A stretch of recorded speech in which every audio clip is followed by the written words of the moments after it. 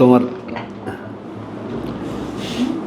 জসিমকে একটা কথা আস্তাগফিরুল্লাহ রব্বি ইশরাহ লি সাদরি ওয়া ইয়াসসির লি আমরি ওয়াহলুল উকদাতাম মিন লিসানি ইয়াফকাহু কওলি রব্বি আউযু বিকা মিন হামাযাতিশ শায়াতিন ওয়া আউযু বিকা রব্বি আন ইয়াহদুরুন বিসমিল্লাহির রহমানির রহিম।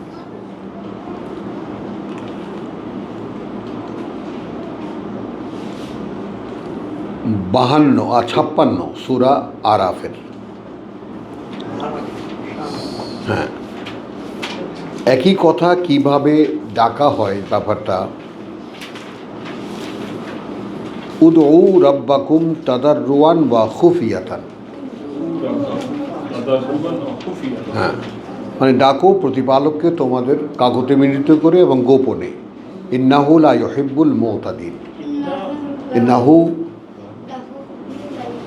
লা ইউহিব্বুল মুতাদিন, তার মানে এইটা না করা সীমা লঙ্ঘন।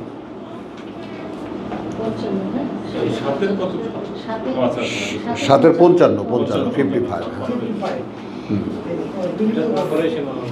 হ্যাঁ, এই কথাটাই আবার সূরা আরাফের শেষের আয়াত।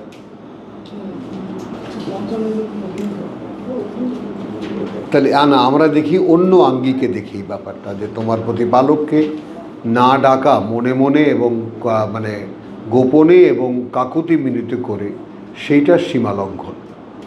মায়েরা বুঝেছ? আবার শয়তানে ধরছে ওখানে যাওয়ার পরে, এটা খেয়াল করেছ? অমনোযোগী করে দিছে না? তো উদউ রাব্বাকুম তাদাররুয়ান ওয়া খুফিয়াতান, ডাকো তোমাদের প্রতিপালককে কাকুতি মিনতি করে এবং গোপনে গোপনে মনে মনে। ইন্নাহু লা ইউহিব্বুল মুতাদিন। তাহলে এই দুটোর এক পাশে কী হলো? নিঃসন্দেহে তিনি পছন্দ করেন না সীমালঙ্ঘনকারীদেরকে। তার মানে সীমালঙ্ঘনকারীরা ডাকে না। তার মানে স্বয়ং সৃষ্টিকর্তার সঙ্গে রাব্বুকুম, কিন্তু সৃষ্টিকর্তার সঙ্গে সম্পর্কই হলো কাকুতি মিনতি করার এবং গোপনে ডাকা।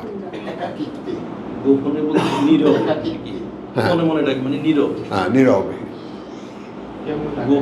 তো এইটা ব্যক্তিগতভাবে আমার ক্ষেত্রে খুব হয়।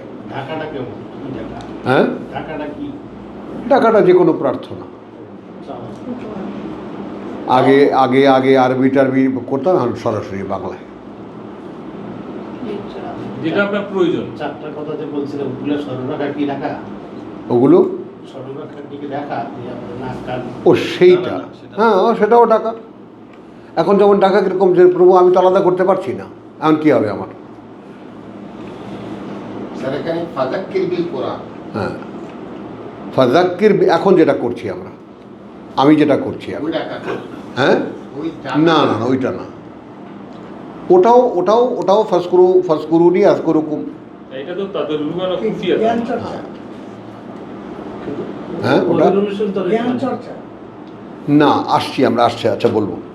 তাহলে এইটা আগে খেয়াল, উদউ রাব্বাকুম তাদাররুয়ান ওয়া খুফিয়াতান ইন্নাহু লা ইউহিব্বুল মুতাদিন। আমি বলছি এইটুকু জায়গাটা খেয়াল করো, না ডাকাটা।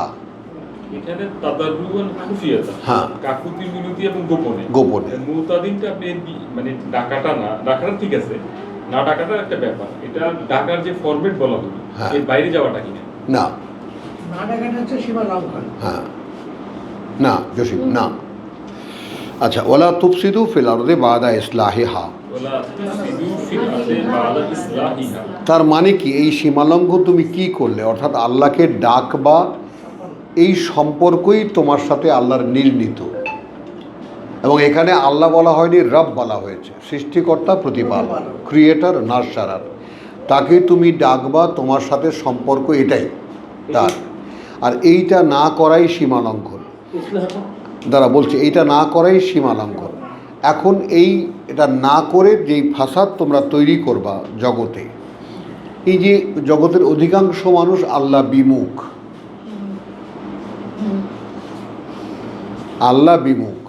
তাই না? আল্লাহর দিকে কেউ ফিরেও তাকায় না। আমরা জগতে কোনো সমস্যা বললে সমস্যার সমাধান এখানে কিভাবে লোকালি ব্যবস্থা করা যায় তার চেষ্টা করি। কিন্তু এখানে আল্লাহর যে একটা ভূমিকা আছে, তিনি এই সমস্যার সমাধান করে দিতে পারেন, এই ব্যাপারটাই আমাদের বিবেচনায় আসে না। এইটা সীমালঙ্ঘন। শনাক্ত করতে পারলাম? আচ্ছা, এই সীমালঙ্ঘন করাটাই হলো পৃথিবীতে ফ্যাসাদ তৈরি করা। ফিল আরদে বাদা ইসলাহিহা, মানে পরে তার সংশোধনী দেওয়ার পর, মানে তুমি কি করবে, অর্থাৎ তোমার সাথে সৃষ্টিকর্তার সম্পর্ক এই, বুঝছো কি না? যেমন আর একটা কথা বলি, অদৃশ্য লোকের একটা কথা আমরা যেটা বলি যে ফেরেশতারা প্রার্থনা করছে যে আল্লাহ যারা ফিরে, সূরা মুমিন 7, যারা ফিরেছে তাদেরকে তুমি ক্ষমা করে দাও। আমরা কেউ দেখি না। তা আবার আল্লাহ বলছেন যে কত অসংখ্য ফেরেশতা, তাই না, তারা মানে ক্ষমা চাচ্ছে মানে মানুষের জন্য, আন্দালে আকাশ হুড়মুড়ে ভেঙে পড়তো এদের উপরে। তো অদৃশ্য লোকে যে কত কিছু হচ্ছে তো কোনো খবরই আমাদের নাই।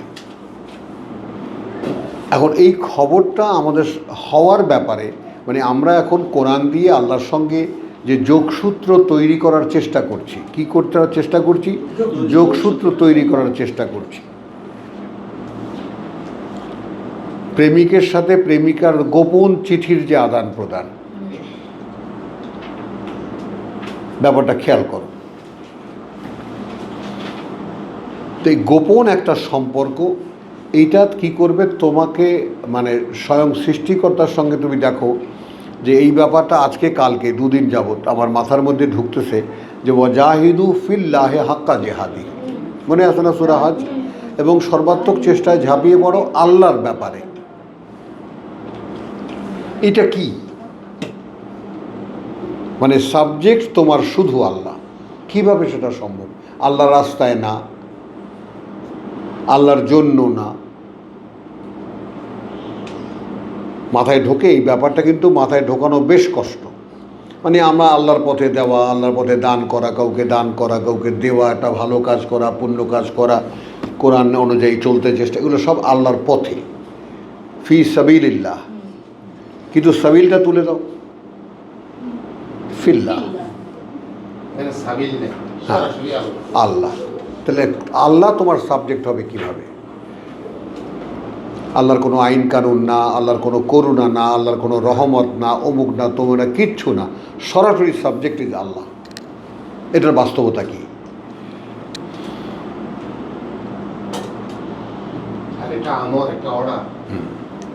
নীরবে নিবৃত্তে তাকে ডাকা।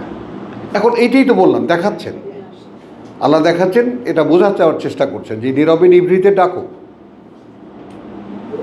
না ডাকাটা সীমালঙ্ঘন।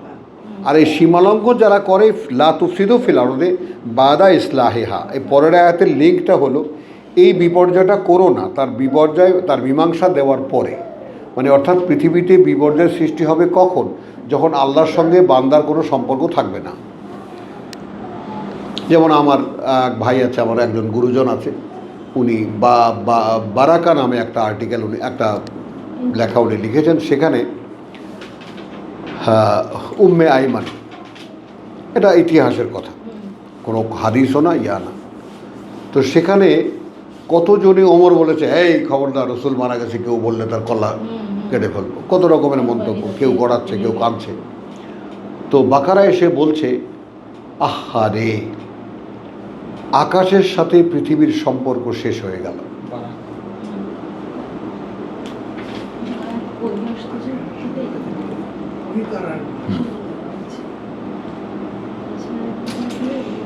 আকাশের সাথে পৃথিবীর সম্পর্ক শেষ হয়ে গেল। তো এই ডাকটা সেটাকে রিপ্লেস করে।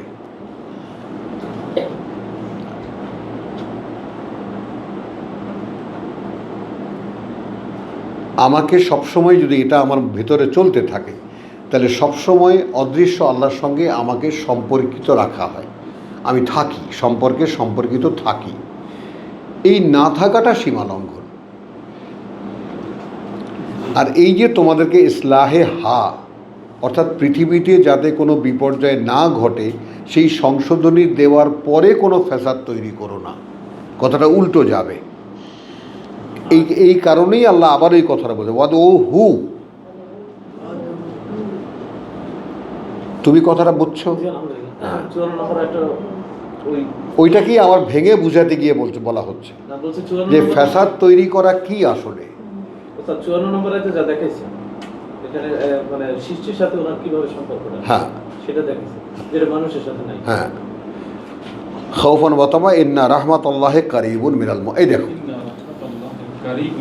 তাহলে কার্যত করুণা আল্লাহর খুব কাছেই মিনাল মুহসিনিন, যারা তার কথায় কর্তব্যপরায়ণ।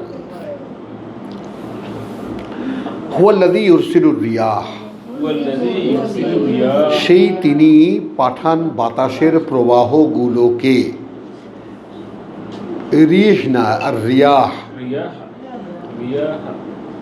বাতাসের প্রবাহগুলোকে বুশরান, সুসংবাদ হিসেবে বাইনে ইয়াদাই রাহমাতিহি,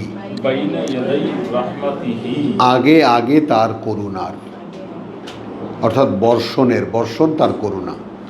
এবং এইটা যেমন এই তোয়াবের কথা বললাম, তিনি সবসময় এটা বলতেন যে দেখো ওই বৃষ্টি যে কোনো ফরম্যাট ওটা করুণা। মানে মনে হবে তোমার কাছে অজোরে বৃষ্টি হচ্ছে, একেবারে হরে সব 3 দিন পর্যন্ত ঘর থেকে বেরোতে পারছো না সব, কিন্তু রাহমা।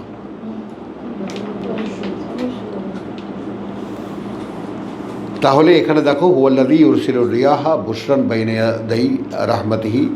আচ্ছা, হাত্তা ইযা আকাল্লাত সাহাবান সিকালান।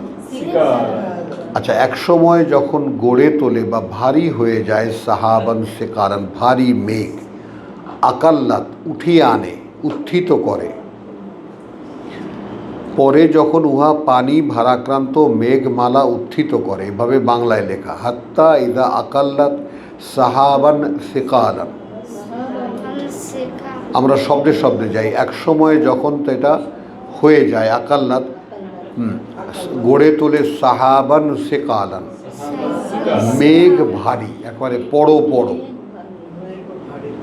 সিকালান একদম ভারী মেঘ। সুকনাহু লে বালাদিন মাইয়িতিন, আমরা সেটাকে তাড়িয়ে নিয়ে যাই কোনো মৃত ভূমির দিকে, মরা কোনো ভূমির দিকে, মরা কোনো ভূমির দিকে। ফাআনজালনা বিহি আল মা, তারপর অবতীর্ণ করি আমরা সেটা দিয়ে পানি। ফাআখরাজনা বিহি মিন কুল্লি সামারাত, হ্যাঁ, তারপর বের করি আমরা সেটা দিয়ে সব রকমের ফল ফসল। কাযালিকা নুখরিজুল মাউতা, ওভাবে আমরা বের করব মৃতদেরকে, লাআল্লাকুম তাযাক্কারুন। আরও একটা আয়াত পড়ে নেই, তারপরে আলোচনায় যাই। আল বালাদুল তাইয়্যিব, আচ্ছা, উৎকৃষ্ট ভূমি, আল বালাদ ভূমি, আত-তাইয়্যিব উৎকৃষ্ট, উর্বর, ইয়াখরুজু নাবাতুহু বিইজনি রাব্বিহি, হ্যাঁ, উৎপন্ন করে তার উৎপাদন, তার উদ্ভিদ, কথা বুঝছো, ইচ্ছা অনুযায়ী তার প্রতিপালকের, তার মালিকের। অর্থাৎ কৃষক, যদি এখানে লোকাল কৃষককে ধরো, তাহলে কৃষক তার ভূমিতে উৎপন্ন করে তার ইচ্ছা অনুযায়ী যে ফসল সে দেবে। মূলার দিনে মূলা দেবে, এটা দেবে, শালগম দেবে, লাল শাক দেবে, হ্যান দেবে, ত্যান দেবে, তার যেটা ভালো লাগে সেটা দেবে সে। এই কথাটা মাথায় রাখবা কিন্তু, কথা বুঝছো।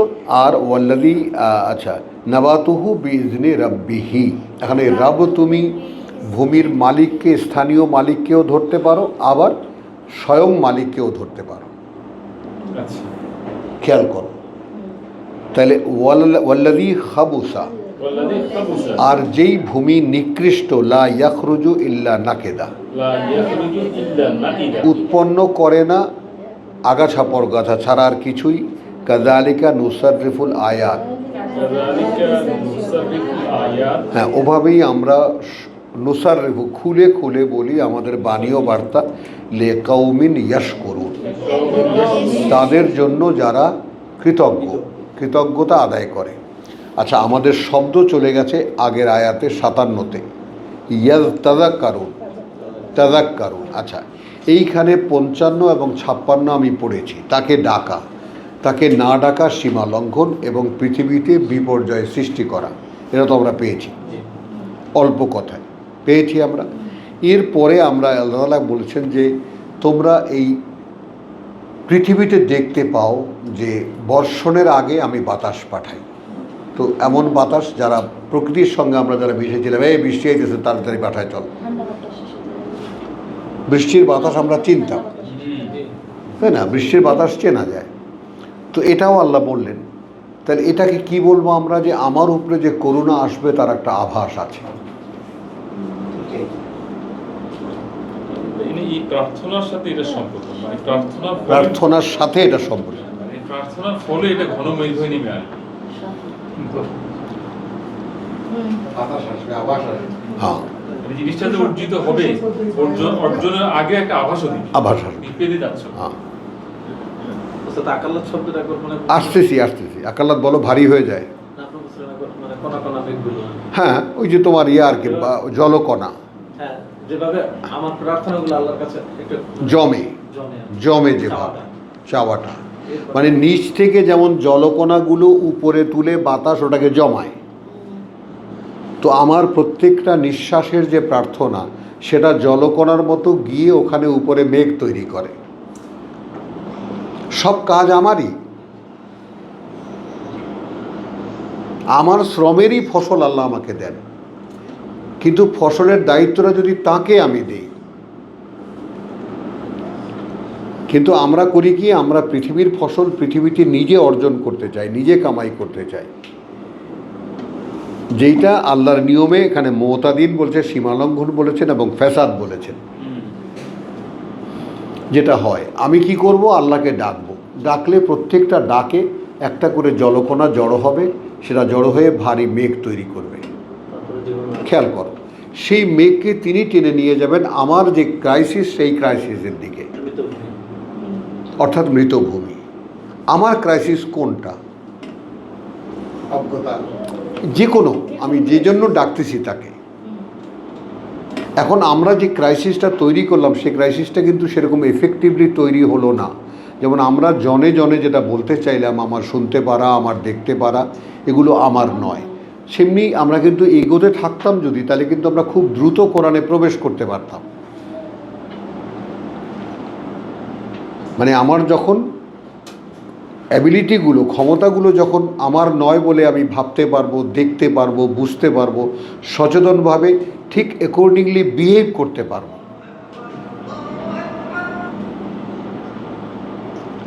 বুঝছো, যেমন আমার শুনতে পারা যদি আমার না হয়, তাহলে তাকে ব্যবহার করছি এইটা শুনতে, গান শুনতে। অনুমোদন আছে কি? আমি আমার কাছে প্রশ্ন, মানে কোরআন যে গাইড করে সেটা আমি দেখাচ্ছি তোমাকে, তাহলে দেখা যাবে হাজার আমার ভেতর থেকে চাওয়া থাকলেও আমি একটা নিষিদ্ধতার কারণে ফিরে আসছি। তাও আনা ওকারহান, ইচ্ছায় হোক অনিচ্ছায় হোক, মানো।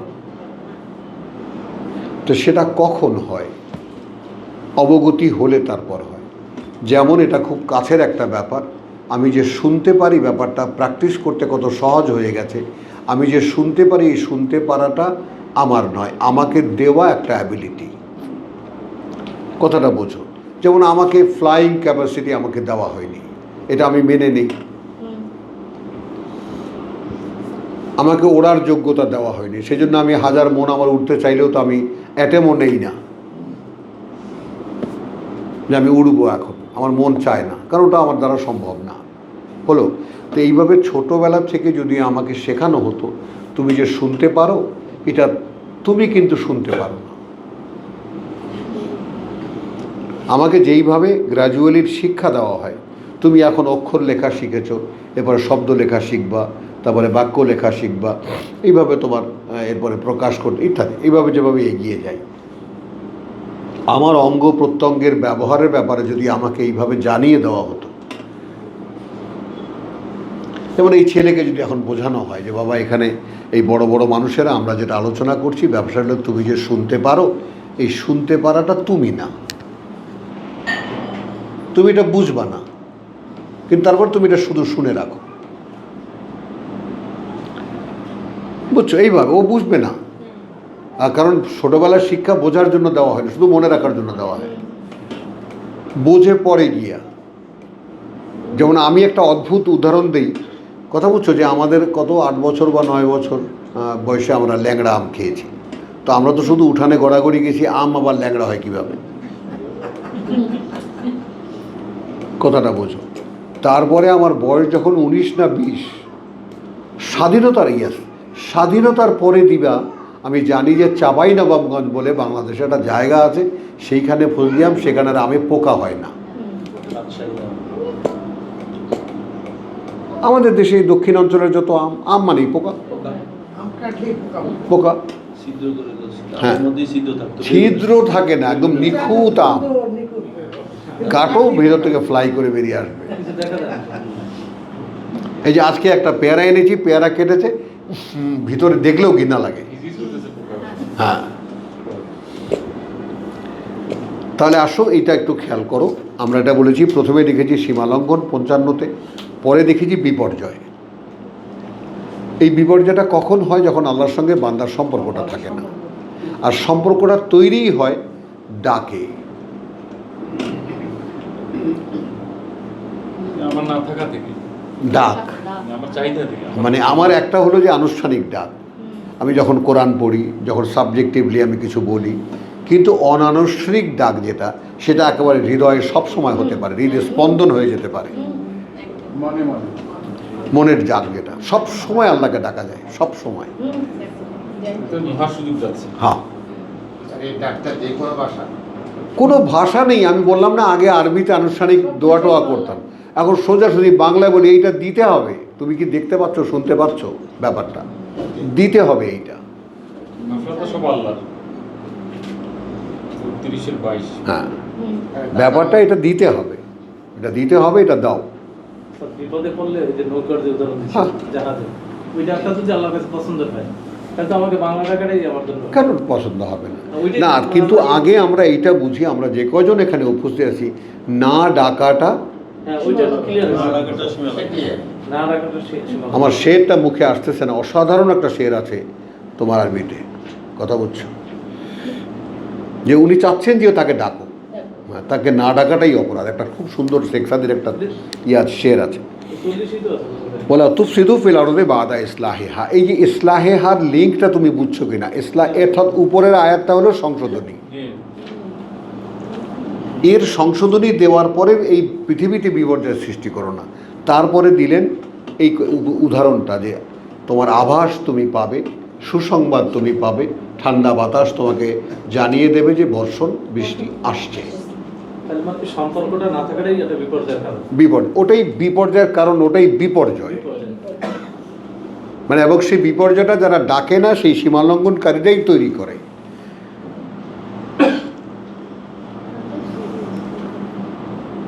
বুঝছো তো? হুয়াল্লাযী ইউরসিলুর রিয়াহা বুশরান বাইনা ইয়াদাই রাহমাতিহি হাত্তা ইযা আকাল্লাত সাহাবান।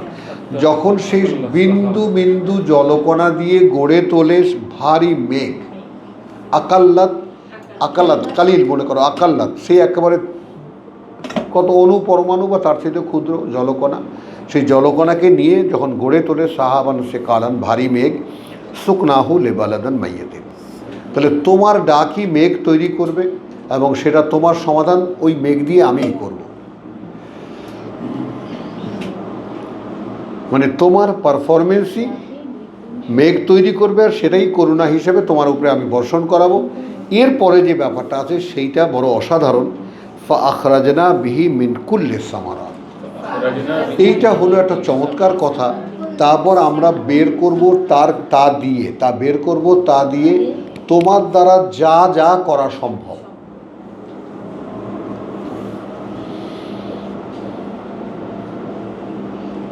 যা যা তুমি শুধু বলবা না, তুমি বলবা, করবা, ধ্যান করবা, তাই না, আরও অগ্রগতি দেখাবা যাদের কাছে বলছো, তুমি নিজে আমার সাথে সম্পর্কে থাকবা, আরও চিন্তা করবা, আরও গভীরভাবে চিন্তা করবা। তো সামারাত কাযালিকা নুখরিজুল মাউতা। এখন এখানে কি দেখালাম, যে আমি যদি এরকম, যেমন ওখানে আমরা দেখেছি যে যখন ডাকে আল্লাহ অর্থাৎ তার বার্তাবাহক, তখন সাড়া দিও। এই কারণে যে তোমাদেরকে সে ডাকে লিমা ইউহয়িকুম, যা তোমাদেরকে জীবিত করবে। ওখানে আছে আলা, জেনে রাখো, আল্লাহু ইন্নাল্লাহ ইয়াহুলু বাইনাল মারই ওয়া কলবিহি, আল্লাহ আসন গ্রহণ করেন, আসন নেন অন্তর আর তার দেহের মাঝখানে। ওয়া ইলাইহি তুহশারুন, একই কথা কি না? এক কথা হলো কি না? তাহলে তোমার দেহ এবং অন্তরের মাঝখানে যদি আল্লাহ থাকেন, কিভাবে থাকতে পারেন? এইটা অনুশীলিত হলে।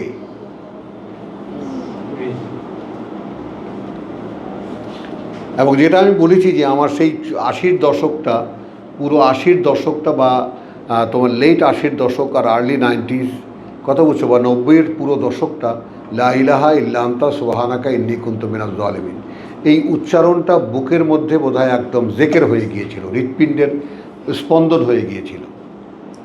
কারণ আমার তখন মনে হতো যে আমি বোধহয় একেবারে এই যে দেহটার মধ্যে যে আমি আছি, এইটা আমার ইউনুসের মতো মাছের পেটে আছে।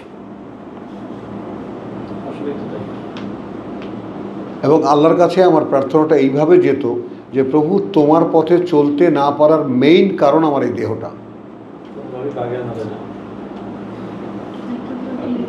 হ্যাঁ, অতএব এইটা থেকে তুমি আমাকে মুক্ত করো। হ্যাঁ, যেটা 50-এর 16, ওয়ালাকাদ খালাকতাল ইনসান ওয়া না'লামু মা তুওয়াসবিসু বিহি নাফসুহু, মনে আছে? সেটা কিন্তু বুঝিয়ে দিয়েছিলাম তোমাকে। নফস বলতে আমি কি বলেছি? দেহের সমুদয় চাহিদা, দেহের সমুদয় চাই, দেখতে ইচ্ছা করে, শুনতে ইচ্ছা করে, খেতে ইচ্ছা করে, স্পর্শ অনুভব করতে ইচ্ছা করে, ধরতে ইচ্ছে করে, পেতে ইচ্ছে করে, এটাই নফস।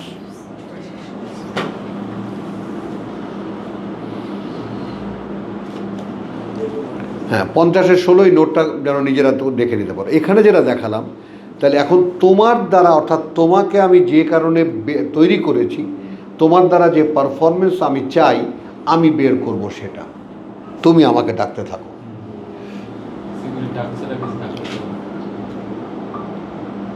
এখন বলো ভাই, এখন আমাকে তোমরা তোমাদের সামনে বলে আল্লাহর কিতাব পড়ে তোমাদেরকে বাংলায় বলতে দেখতে পাচ্ছ। আচ্ছা, তোমরা কি আমাকে কল্পনা করতে পারো যে এই লোকটা এক সময় আমাদের চাইতে অজ্ঞ ছিল, জানতোই না? ভাবতে পারো? ভাবো। সম্পর্কে আমরা যতটুকু জানি, কারণ আপনি আরবি, উর্দু, ফার্সি সব কিছু জানেন, তার মানে আপনাকে আমরা কেমনে করে অনুভব? মনে করো যে এক সময় মূর্খ ছিলাম, কিচ্ছু জানি না, আর আপনার কিন্তু শুধু তীব্র একটা স্বপ্ন, আর কিচ্ছু না। আমার যে ব্যাকগ্রাউন্ডের কথা বলবা, ব্যাকগ্রাউন্ড আমাকে হেল্প করেছে, মাইনাস নেগেশন করেছে, যে এই ব্যাকগ্রাউন্ড, অর্থাৎ আমার বাবাকে আমি বিশ্বাস করি, কথাটা বোঝো, এই সততা, এই নিবেদন, এই বিনয়, যাকে বলে যে এটাও যদি কোনো কাজ না করে তাহলে এটা কাজই না। আমি বলতে পেরেছি? তিনি যেটা দল গঠন করেছেন, একটা ইসলামী রাষ্ট্র কায়েম করবেন, অমুক তমুক, তো তার এই সাধনা যদি সফল না হয় তাহলে এখন কোনটা দেখব? উনি ব্যর্থ না এটা কাজ না, কোনটা দেখব?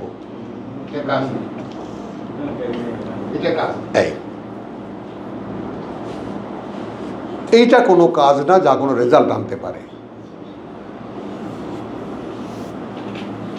ফলে আমায় কি করেছে? আমাকে একটা ভিত্তি দিয়েছে এমন যে ওই দিকে আর আমার তাকাতে হয়নি। আর নাহলে এটা আমিও বুঝতে পারি। দেখো, আমাকে আল্লাহ তাআলা কোরআন যেভাবে বুঝতে দিয়েছেন আমি শুনি। আজকে এই যে কয়েকদিন যাবত ইউনিভার্সিটি আমার বউ রোগ ধরাইছে, এ তো আমার নাতি বলে গেছে, দাদা তোমাকে আবার কিন্তু দাদি ধরাই দিছে, কি জানি একটা শব্দ বলে, ওই যে ডাকসু নির্বাচন, দাদা খবরদার তুমি কিন্তু এটা দেখো না, ও ভাইরাস, হ্যাঁ ওই ভাইরাস, ও বলে ভাইরাস, তোমাকে আবার ভাইরাসে ধরছে, দাদি ধরাইছে না? হ্যাঁ হ্যাঁ, একদম সারাদিন। আচ্ছা, এটা যদি আমরা শুনি, যে আমরা শুনতে পারা, দেখতে পারা, হ্যাঁ আমি তো শুনি রাতে। শোনো, কিন্তু এখন এটা শোনো না, এখন সেন্সার লাগাও, আমার কি খুব দরকার। না ওই একটা ওহো, শুনে বাস।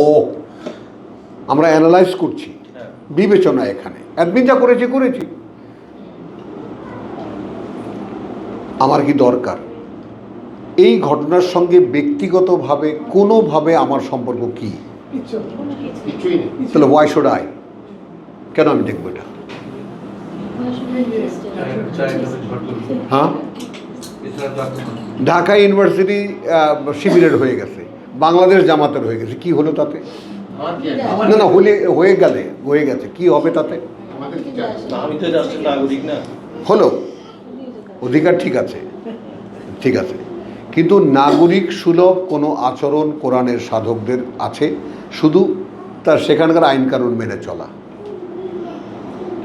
আর কিছু না। এই টোটাল এনভায়রনমেন্ট আমার সাবজেক্ট না।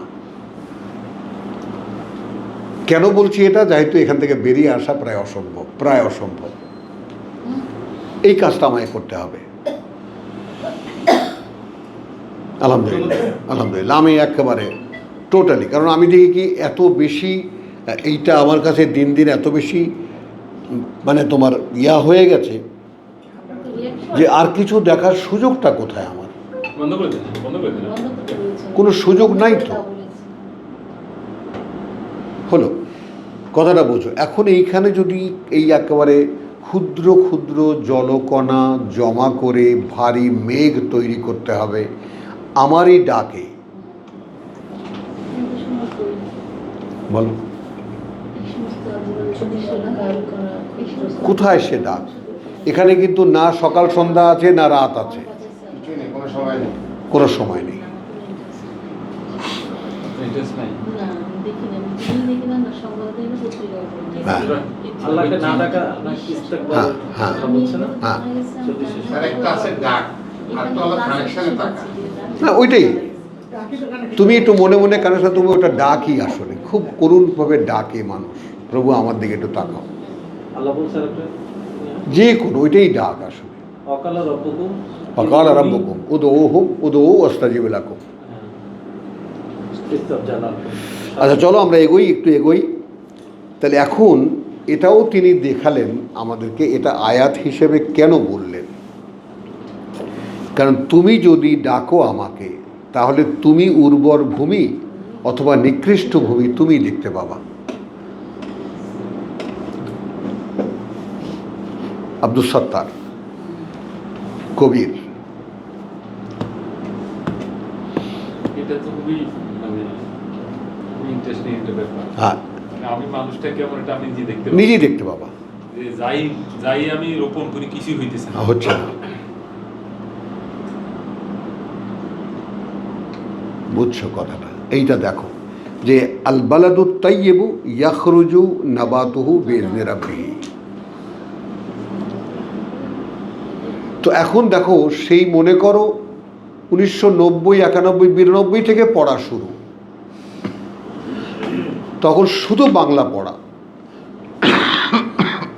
আরবি আমি পড়তামই না, আর সকলকে নিষেধও করতাম যে আগে বোঝো কোরআনটা কি। হ্যাঁ, ওই ভুল নেই, আমি পড়তাম। এই আমার বাবারটা পড়ি আমি, এই বাবারটা কিন্তু একটা দিক থেকে উত্তীর্ণ, সেটা হলো যে তোহাবাই যেটা বলেছে আর কি, যে তোমার বাবার যেটা হয়েছে সেটা হলো তোমার আয়াতের ট্রান্সলেশনটা ঠিক হয়েছে। আয়াতে ঠিক আছে। তা আয়াতে যে কথাটা বলা হয়েছে ওই কথাটার ভাবটা বাংলায় ঠিকই আছে। শব্দের অনেকগুলো, যেমন খোদা বলেছেন ইত্যাদি ইত্যাদি বেশ কিছু পার্থক্য আছে, কিন্তু যেমন আমি এক সময় প্রশ্নই এসে গেছিল যে এই যে যারা 1300 না 1200 আলেম বা 300 বা 400 আলেম ফাউন্ডেশনের যেটা, তারা যেটা করেছে আর আব্বা যেটা করেছে, কাছাকাছি।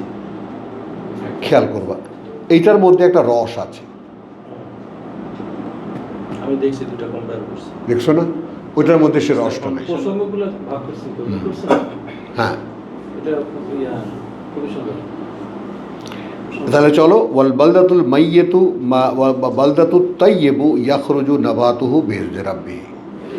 এইখানে কি এসে কি পেলাম, যে উৎকৃষ্ট যে ভূমি, উর্বর যে ভূমি, সেটা উৎপন্ন করে উৎকৃষ্ট উদ্ভিদ ইচ্ছা অনুযায়ী তার প্রতিপালকের।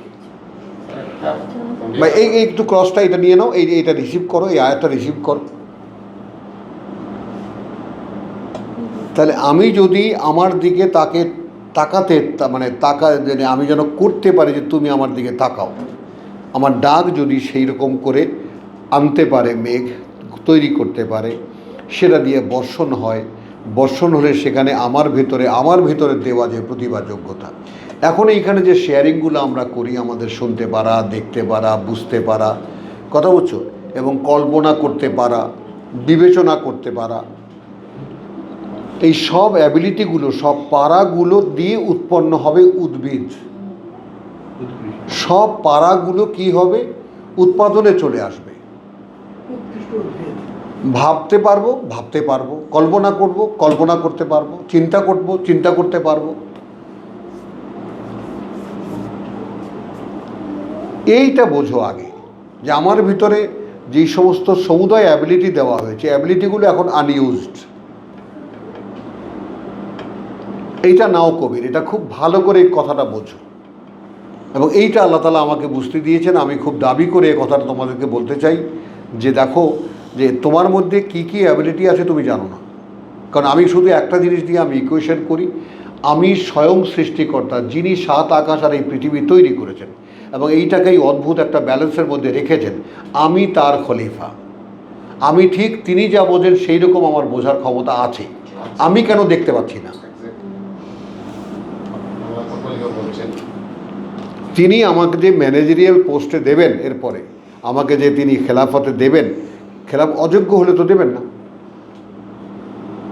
তো পৃথিবীতে সেটা দিয়ে সমস্ত সমুদায় উৎপন্ন তোমার দ্বারা কি হওয়া সম্ভব তোমাকেই তিনি দেখাবেন। গ্রেডেশনটা এইখানে, তোমার আমার একটা গ্রেডেশন নির্ণয় হবে এইখানে। তো ওই আল্লামা ইকবালের ওই কথাটা খুবই এফেক্টিভ লাগে আমার কাছে। तुम कहाँ क़यामत ढूंढ रहे हो, हशर का मैदान ढूंढ रहे हो, तुम हशर का मैदान में हो।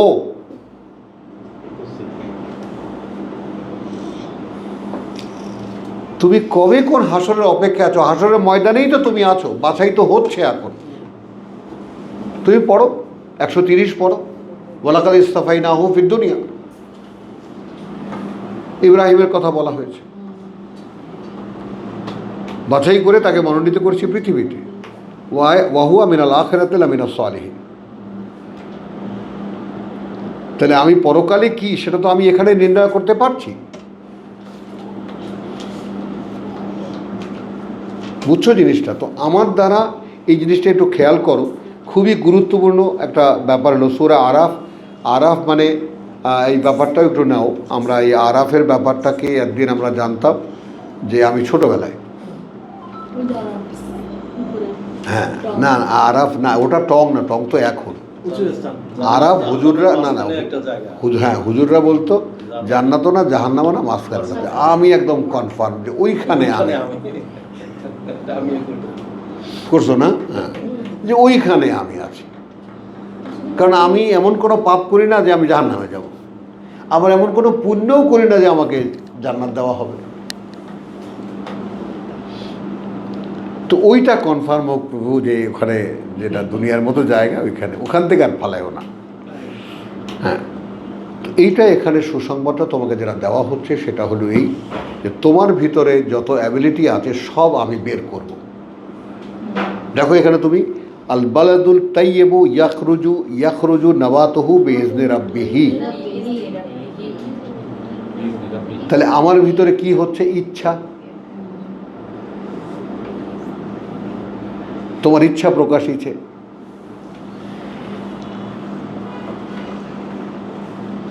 বুঝেছ মাহমুদুল্লাহ? তো এইটা একটা মানুষের চূড়ান্ত লক্ষ্য, যে আমাতে স্বয়ং আল্লাহ তার ইচ্ছা প্রকাশের জন্য, যে যিনি আমাকে তৈরি করেছেন, তা যেন সমুদয় প্রকাশ পায়। সেই তার কোনো একটা অ্যাবিলিটির উপরে আমি দখলদারিত্ব করব, শেষ হয়ে গেল। আমার শুনতে পারা, দেখতে পারা, বুঝতে পারা, চিন্তা করতে পারা, যা কিছু আছে এ সব কিছু আল্লাহকে তুলে দেব, তিনি এটা ব্যবহার করবেন। একসময় এই কথাটা বলতাম ওইখান দিয়ে সূরা আল ইমরান থেকে, যে তোমার যাকে বলে যে তুমি নিক্ষেপ করনি, বরং আমি নিক্ষেপ করেছি। ওই যে বালু নিক্ষেপ করেছেন রাসূল শাহাদাতুল উজুহ আনফালে। হ্যাঁ হ্যাঁ, সুন্দর। ওয়ামা রামাইতা ওয়ালাকিন্নাল্লাহ রামা, আল্লাহ নিক্ষেপ করেছেন। তার মানেটা কি? তার মানে রাসূলের পুরো দেহটা আল্লাহ ব্যবহার করেন। এটাই হলো এক বান্দার চূড়ান্ত পর্যায়। এবং এইটা রবীন্দ্রনাথের মতো লোক কেমন করে বুঝতে পেরেছিল, এটা আমার কাছে তো অবাক ব্যাপার। আমি তোমাদেরকে যে ট্যাগরকে যে আমি রেফার করি না, যে তার উপলব্ধির এত গভীরে যেতে পারার, তাই না? এবং আমার কাছে চূড়ান্ত কথা এই যে আমি কোরআনের কাছে টেনে আছাড় মেরে ফেলেছি আমাকে কোরআনের উপরে, এই মূর্তি তোমার যুগল সম্মিলনে হেথায় নিত্য প্রকাশিত।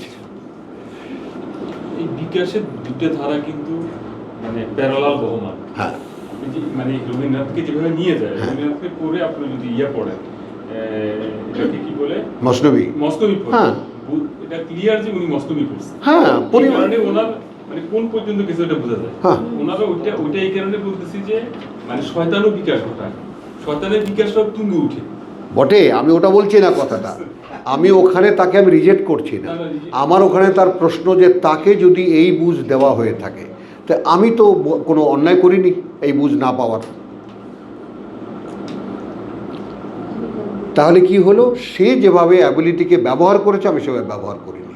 আমি ব্যবহার করতে সে দেখি পাওয়া যায়। এটাই বলছেন যে এটা সিরিয়াস জিনিস। হ্যাঁ, ব্যক্তি মানুষ নিজেকে বিলিয়ে দেওয়া কষ্ট করতে, তার জীবনটা কোথায় কোথায় অবস্থাকেল কোরআন না বুঝতে পারার ক্ষেত্রে, আল্লাহর সাথে আমার সম্পর্ক নির্ণয়ের ক্ষেত্রে কোথায় কোথায় অবস্থাকেল, যেখানে অবস্থাকেল দেখেছি সেটাই মাইনাস, নেই। যারা শয়তানি করতে চায় তাদেরকে তো পুরোপুরি সুযোগ দেওয়া হয়। একটা জিনিস বোঝো, তুমি দুঃখকে ভয় পাও না? বলো, ভয় পাও না? পাও কি না? সুখকে ভয় পাও? আমি সুখকে ভয় পাই। মানে মসৃণ, এটা আমার স্বভাব, এটা দান না? তাই আলহামদুলিল্লাহ। মানে যখন জীবনটা স্বস্তিকর বা খুব ভালো অবস্থায় থাকে, হ্যাঁ, এটাকে ভয় লাগাতো। ভয় মানে আমি কেঁপে উঠি রীতিমতো, খালি ডানে বায়ে তাকাতে থাকি কখন কোন দিক থেকে হামলা আসলো। মানে সুখ শুরু হওয়ার সঙ্গে সঙ্গে আমার চোখ চলে যায় গজরটা কখন আসবে।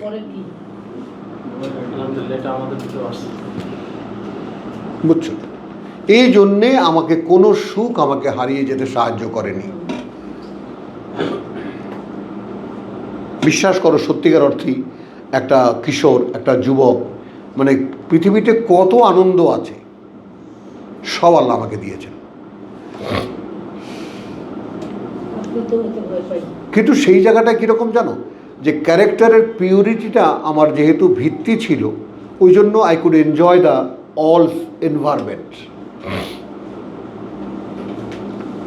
কাউকে এর মধ্যে এসে একদম লটর পটর করতে দেখে, পেঁচিয়ে যেতে, জড়িয়ে যেতে দেখেছি এবং তারা ধ্বংস হয়ে গেছে, কিন্তু আমি হারিয়ে যাইনি। বুঝছো কথাটা? তো এখন এইটা যেটা খেয়াল করো, যে আমি সুখকে ভয় পাই, কারণ সুখ কিছু সময় কেড়ে নেয়, যে সময়টা আর ফিরিয়ে দেয় না। আর দুঃখ, সংকট প্রত্যেকটা মুহূর্ত উপস্থিত রাখে। এটা কজনে বোঝে?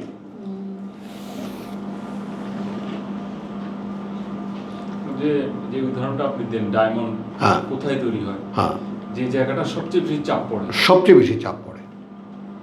আপনি যে কথাটা বলতেছেন ডাকসু, এই লোক এখানে তো জামাত শিবির জিতে নাই, এখানে জিতছে যে নির্যাতিত কিছু ছেলে পেলে, তারা মাইর খাইতে খাইতে জানে যে কিভাবে প্রতিরোধ করতে হবে। তার মানে একদম সাধারণ ছাত্রদের বুকের মধ্যে বাসনাটা কি? প্রকাশ।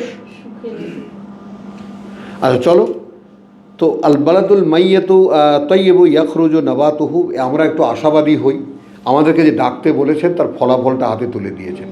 দেখো তোমার যদি তোমার যদি ভূমিটা উৎকৃষ্ট হয়, এখন দেখো আমি উৎকৃষ্ট ভূমি, আমাকে কোরআন টেনে এনেছে, তো আমি আমার ভূমিটাকে নিকৃষ্ট মনে করব কিভাবে? আমি যখন কোরআন শুনি কোনো পাঠকের মুখে, তা আমি তো বুঝতে পারি, তা আমি আমাকে নিকৃষ্ট মনে করব কিভাবে?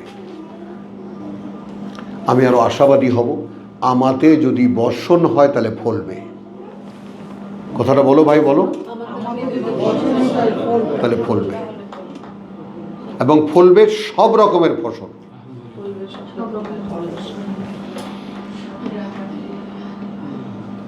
শুনতে পারা দিয়ে যা অর্জন করার ছিল, দেখতে পারার দিয়ে যা অর্জন করার ছিল, বিবেচনা করতে পারা দিয়ে যা অর্জন করার ছিল, অনুভব দিয়ে যা অর্জন করার ছিল, বিবেক দিয়ে যা অর্জন করার ছিল, বিবেচনা দিয়ে যা অর্জন করার ছিল, সত্য মিথ্যা পার্থক্য নির্ণয় দিয়ে যা অর্জন করার ছিল, সব আমাকে দেওয়া হবে।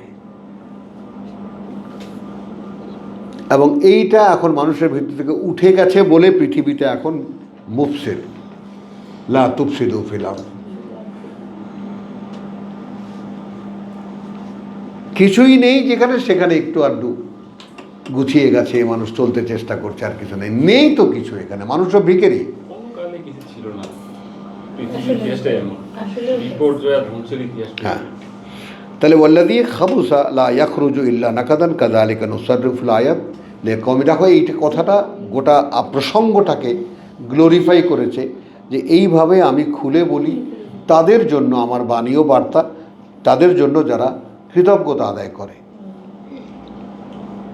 তো এখন আমি যখন দেখি যে প্রভু আসলে তুমি আমাতে যে ফসল ফলাবা, আমিও তো মাটির তৈরি, তো আমাতে অনেক, আমি তো এখন দেখতে পাই যে আমাতে অনেক কিছু ফলার ছিল। হ্যাঁ, আমি শুধু বলতে পারি সেটাই না, আমি করতেও পারি, আমি নিজেকেও নিজে আমি করতে পারি, আমি একটা নেতৃত্ব দিতে পারি, আমি একটা সমাজকে জাগাতে পারি, অনেক কিছুই আমার দ্বারা সম্ভব। ফলার ছিল, হ্যাঁ, মানে ফলে নাই, ফলে নাই। এই জন্য আমি প্রশ্নটা করছিলাম, কিছু কিছু জিনিস কি সময় চলে যায়। হ্যাঁ, আপনি আর ভালো করে খেয়াল হ্যাঁ, করেন কথাটা, ভালো করে সময় খেয়াল করে। আমার প্রশ্নটা ওই দিন না না না, ঠিক আছে, ওটা না, মানে যেই রাস্তাটা ক্লোজ হয়ে যায় সেটা আসলে ওপেন করে না, ওপেন না হওয়াটাই প্রকৃতি।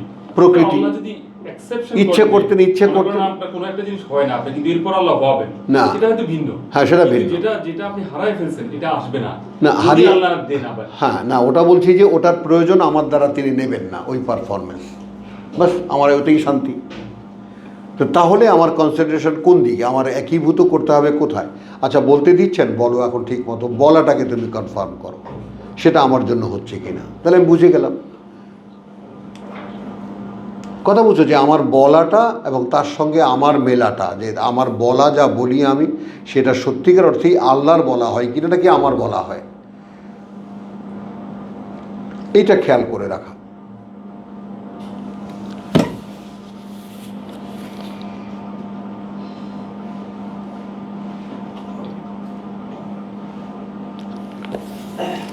ইউনুস 3:10।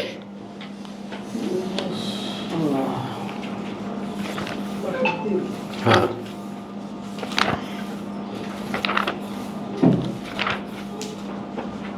কতক্ষণ দেখো।